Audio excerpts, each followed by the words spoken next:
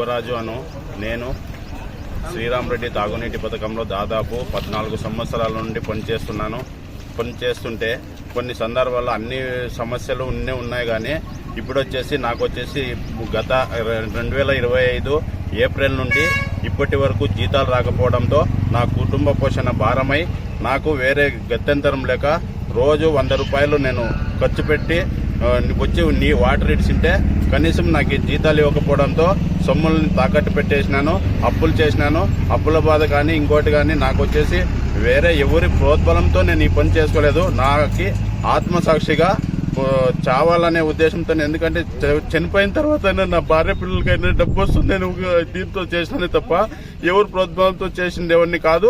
ముందుకు అది తర్వాత నాకు ఇప్పుడు హామీ ఇచ్చింది ఎస్సీ గారు ఫోన్ చేసి ఇంకా 2 రోజుల్లో 3 రోజుల్లో ఇప్పిస్తాను సుబ్రాజు, నువ్వు ఆ పని చేసుకోకు అని చెప్పడంతో తర్వాత ఈ గారు మాట్లాడిన తర్వాత అలాగే పోలీసు సిబ్బంది కూడా నాకు హామీ ఇవ్వడంతో పని చేసినాను.